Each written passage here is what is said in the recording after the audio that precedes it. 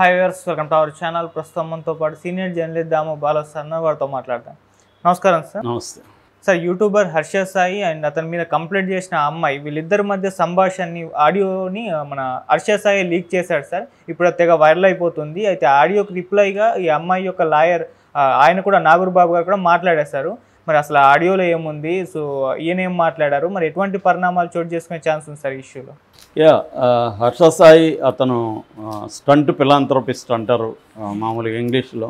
Jimmy Donaldson అని అమెరికాలో దీన్ని ప్రారంభించాడు. స్టంట్ ఫిలాంథ్రపీ దాన్ని. స్టంట్ ఫిలాంథ్రపీ అంటే అర్థం ఏమంటే పెద్ద పెద్ద స్టంట్స్ అంటారు. స్టంట్స్ అంటే నాట్ ఓన్లీ ఫైటింగ్ అని కాదు, ఎంటర్టైనింగ్గా చేసి దాంట్లో నుంచి డబ్బులు సంపాదించి ఆ డబ్బుల్ని పేదలకు పంచడం, దాన్ని కూడా ఈవెంట్గా మార్చడం, అంటే చారిటీని ఒక పెద్ద ఈవెంట్గా మార్చేసి చేయడం. దాని తర్వాత అతను పెద్ద ఎత్తున ఫండ్స్ కలెక్ట్ చేసి దాదాపు కొన్ని లక్షల చెట్లు పెట్టాడు అమెరికాలో. తర్వాత సముద్రాన్ని, నదుల్ని ఇవన్నీ క్లీనింగ్ చేశాడు. అట్లాగే కొన్ని వేల మంది ఆఫ్రికన్ వాళ్ళకి ఇండ్లు కట్టించాడు, పేదలకి డబ్బులు ఇచ్చాడు. ఇలాగా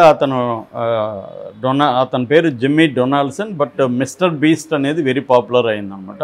దాని తర్వాత తను ఒక పెద్ద టీమును పెట్టుకొని అతను ఈ పనులన్నీ చేస్తున్నాడు. అది ఇంటర్నేషనల్గా పాపులర్.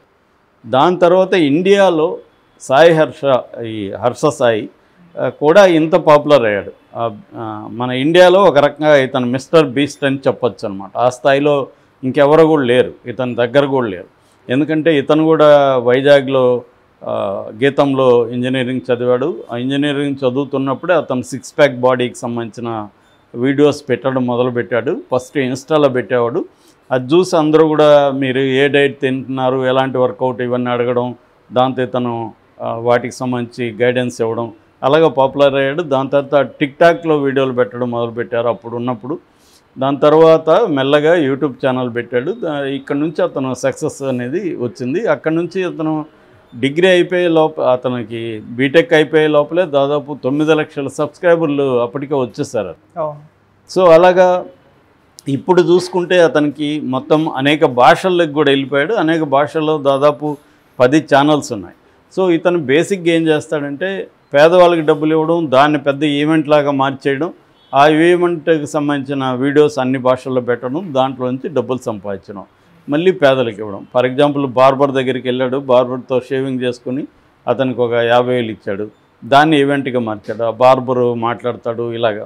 అట్లాగే ఎవరికో బర్రెలు దాదాపు 40 లక్షల విలువ చేసే బర్రెల్ని వాళ్ళకి ఇచ్చాడు. బర్రెలు, దూడలు, దానికి సంబంధించి షెడ్డు అంతా ఒక దళిత ఫ్యామిలీకి ఇచ్చాడు, దాన్ని ఈవెంట్గా మార్చాడు. అట్లాగే ఒకరోజు పెట్రోల్ బంక్ని మాట్లాడుకొని ఒకరోజు ఫ్రీగా పేదలకు పెట్రోల్ పోసాడు. ఇంకొకసారి 5 స్టార్ హోటళ్లలో భోజనాలు పెట్టించాడు పేదలను తీసుకెళ్ళి.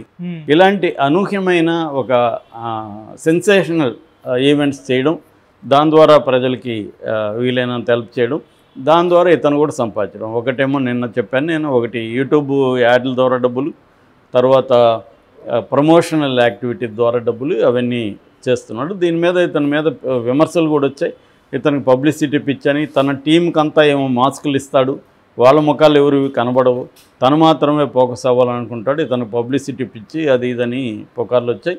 అట్లాగే ఇతను దాన ధర్మాలన్నీ కూడా ఫేక్, ఎవరినో పట్టుకొచ్చి వాళ్ళకి ఇచ్చినట్టుగా డ్రామా ఆడి మళ్ళీ వాళ్ళ దగ్గర తీసుకుంటాడు అనేది కూడా వచ్చాయి. దీని మీద జాఫర్ లాంటి వాళ్ళు మీ జాఫర్ ఛానల్లో ఇవన్నీ ఇన్వెస్టిగేట్ చేసి లేదు ఇతనిది జునైనే అని కూడా తేల్చారు వాళ్ళు. ఏదేమైనా ఇతని వల్ల ఇతనికి ఏ కారణంతో చేసినా ఎలా చేసినా పేదలకు కొంతమందికి మేలు జరుగుతుంది కదా అన్న పాజిటివ్ ఇది కూడా ఉంది. ఏదేమైనా ఇతను విపరీతంగా పాపులర్ అయిపోయాడు. పాపులర్ అయిన తర్వాత సినిమా రంగంలోకి కూడా ఎంటర్ అవ్వాలనుకున్నాడు. సో సినిమా మెగా అనే ఒక సినిమా కూడా అనౌన్స్ చేశాడు. అది టీజర్ కూడా 1 year బ్యాక్ రిలీజ్ చేశారు. ఆ తర్వాత దాని సంగతి ఏమీ తేలలేదు. సో ఈ కాంటెక్స్ట్లో అతని మీద చాలామంది యూట్యూబర్లు కూడా నెగిటివ్గా వీడియోలు చేయడం, ఛానళ్ళలో డిస్కషన్లో కూడా అతని మీద నెగిటివ్గా చెప్పడం, ఇవన్నీ కూడా చూసాము. వివాదాలు అయితే రకరకాలుగా ఉన్నాయి. కానీ ఫస్ట్ టైం అతని మీద ఒక అమ్మాయి వెళ్ళి నార్సింగ్ పోలీస్ స్టేషన్లో నన్ను ఇతను ఎప్పటి నుంచో పదే రేప్ చేస్తున్నాడు అని లైంగిక దాడి చేస్తున్నాడు, అట్లాగే నా దగ్గర 2 కోట్ల డబ్బులు తీసుకొని చీట్ చేశాడు, పెళ్లి చేసుకుంటానని ప్రామిసెస్ చేశాడు అని కేసులు పెట్టింది. దాంతో నార్సింగ్ పోలీసులు 354 కావచ్చు, 376 అండ్ 376N ఇలాంటి కొన్ని సెక్షన్ల ద్వారా, అంటే అత్యాచారం, లైంగిక అత్యాచారం, పదే అత్యాచారం, లైంగిక దాడి, బెదిరింపులు, చీటింగు, ఈ సెక్షన్ల కింద కేసు పెట్టారు. సో ఇప్పుడు ఎప్పుడైతే ఎవరో అమ్మాయి, ఇతనికి అమ్మాయికి ఏం సంబంధం, ఈ చర్చ మొదలైంది. ఆ అమ్మాయి ఎవరో కాదు, ఈ మెగా అనే సినిమాకి ప్రొడ్యూసరు, సో ఇతనికి ఫ్రెండు. సో అందువల్ల ఫస్ట్ ఏం వచ్చిందంటే, ఆ అమ్మాయిని ఇలా చేశాడన్నాక ఇతను ఒక ట్వీట్ చేశాడు, ఇతను ఇన్స్టాలో పోస్ట్ చేశాడు. అందులో అతను చెప్పిందంతా ఇదంతా కూడా అబద్ధం, నా మీద ఆరోపణలన్నీ కూడా కావాలని చేస్తున్నారు, డబ్బుల కోసమే ఇలా చేస్తున్నారు అనేది మాత్రమే అతను పెట్టాడు. ఎక్కడ అతను డీటెయిల్గా ఏమీ మాట్లాడలేదు. అయితే సడన్గా ఒక ఆడియో కాల్ లీక్ అని రావడం మొదలుపెట్టింది. ఆడియో కాల్లో ఈ అమ్మాయి అతనితో మాట్లాడిందని అంటున్నారు. అది నిజంగా అమ్మాయి వాయిసేనా లేకపోతే ఫేక్ వాయిసా ఏం తెలీదు. మొత్తానికి ఆ అమ్మాయి ఏం చెప్తుందంటే, దాంట్లో పెళ్లి చేసుకోమని తను అడుగుతుంది. రెండోది రొమాంటిక్గా మాట్లాడుతుంది. నాకు వయసు అయిపోతుంది, మనం ఎప్పుడు చేసుకునేది, ఎప్పుడు అది ఇది అని అడుగుతుంది. నీకు ఫీలింగ్స్ లేవా అని అడుగుతుంది. నీకు ఇంకెవరైనా ఉన్నారా అని అడుగుతుంది. నీతో ఎలా ఉందంటే ఒక యూపీఎస్సీ పేపరు ఎగ్జామ్ రాసినట్టు ఉంది నాకు, నువ్వేమో మాట్లాడవు అని, నేను అన్నిటికీ ఎగ్జామ్ క్వశ్చన్స్కి ఆన్సర్లు మాత్రం నేనే రాస్తున్నట్టుంది, నేనే క్వశ్చన్స్ వేసుకొని నేనే ఆన్సర్లు రాస్తున్నట్టుంది, నువ్వేమన్నా విశ్వామిత్రుడివా, ఇలాగా మొత్తానికి రెచ్చగొడుతుంది అతను. అంటే లైంగికంతో కలవమని అతన్ని అడుగుతుంది. సో అతనేమో అంటున్నాడు, చిన్న నవ్వుతున్నాడు, అదేం లేదు అంటున్నాడు. ఇట్లాంటి సమాధానాలు ఉన్నాయి. క్లియర్గా అది ఎడిటెడ్ వెర్షన్ అనేది అర్థమవుతుంది. ఎందుకంటే డిఫరెంట్ కాంటెక్స్ట్లో మాట్లాడిన వాయిస్లు కూడా కనబడుతుంది. ఒక దాంట్లో కోపంగా ఉంది, ఒక దాంట్లో రొమాంటిక్గా మాట్లాడుతుంది, ఇవన్నీ ఉన్నాయి. సో ఇది ఎప్పుడైతే వైరల్ అయిందో, ఆల్రెడీ అతనికి కూడా సోషల్ మీడియాలో పట్టుంది, అతనికి ఒక నెట్వర్క్ ఉంది కాబట్టి వాళ్ళందరూ రంగంలో దిగి అతన్ని డిఫెండ్ చేయడం, ఈ అమ్మాయిని తప్పు పట్టడం అనేది మొదలైంది. ఆల్రెడీ మనకు మొన్ననే జానీ మాస్టర్ ఇష్యూ ఉంది. జానీ మాస్టర్ విషయంలో కూడా ఎక్కువ మంది జానీ మాస్టర్కి సపోర్ట్గానే ఉన్నారు. ఎందుకంటే ఈ అమ్మాయి అతని కాన్సెంట్తోనే అతనితో ఉనిందనేదే ఎక్కువ 90% నమ్ముతున్నారు. ఆ అమ్మాయిని సపోర్ట్ చేసేవాళ్ళు కూడా ఈ డౌట్ అడుగుతున్నారు. 5 ఏళ్ళుగా అతనితో ఉండి ఇప్పుడు మాత్రమే ఎందుకు బయటకు వచ్చిందనేది అడుగుతున్నారు. ఏదేమైనా లీగల్ వేరు, ఇవాళ మన సమాజం స్పందించే పరిస్థితులు. లీగల్గా అయితే జానీ మాస్టర్ చేసింది 100% తప్పు. ఎందుకంటే అమ్మాయి కాన్సెంట్ ఇచ్చినా కూడా, ఒక టీనేజర్ కాన్సెంట్ ఇచ్చినా కూడా లైంగికంగా కలిసిన వ్యక్తిది, అబ్బాయిది తప్పు అవుతుంది తప్ప అమ్మాయిది తప్పు కాదు. దట్ ఈజ్ మన చట్టం అది చెప్తుంది. కాబట్టి అతనికి పోక్సో చట్టం కూడా వర్తిస్తుంది. పోక్సో చట్టం ఏం చెప్తుంది, 18 ఏళ్ల లోపలున్న అమ్మాయితో ఎవరైనా సెక్స్ చేస్తే అతను రేప్ చేసినట్టే పరిగణించాలి. అట్లాగే వయసు వరుస 18 ఏళ్ళ లోపల ఉన్న అబ్బాయితో చేసినా కూడా ఇదే ఉంది ఆ చట్టంలో. కానీ ఆ కేసులు పెద్దగా రావు. అబ్బాయిలు పోయి నన్ను ఈమె అత్యాచారం చేసిన ఎవడు చెప్పడు కదా, కానీ అమ్మాయిలే చెప్తున్నారు. సో ఇప్పుడు ఈ కాంటెక్స్లో ఇది వచ్చేసరికి ఈ అమ్మాయి కూడా గతంలో అంతా ఒప్పుకునే కదా చేసిందన్న ఇది వస్తుంది. సో ఇప్పుడు ఈ ఆడియోకి సమాధానంగా అవతల అమ్మాయి వైపు నుంచి, ఎందుకంటే ఆ అమ్మాయి మీడియాతో మాట్లాడలేం, కంప్లీట్గా ముసుగేసుకొని అమ్మాయి పోలీస్ వ్యాన్లో వెళ్ళడం కనిపిస్తుంది.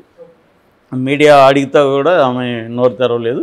ఇప్పుడు ఆమె తరపున అడ్వకేట్ నాగూర్ బాబా అని ఆయన నిన్న మీడియాతో మాట్లాడినాడు. ఆయన ఏం చెప్తున్నా అంటే, ఈ ఆడియో ఫేక్ అని అనట్లేదు ఆయన, ఈ ఆడియో నిజమే, కాకపోతే దీన్ని ఎడిట్ చేశారు. ఆ అమ్మాయి యాక్చువల్గా ఏం జరిగిందనేది ఆయన చెప్పాడంటే, యాక్చువల్గా వీళ్ళిద్దరికీ ఒక సాంగ్ ఫంక్షన్లో పరిచయం అయింది.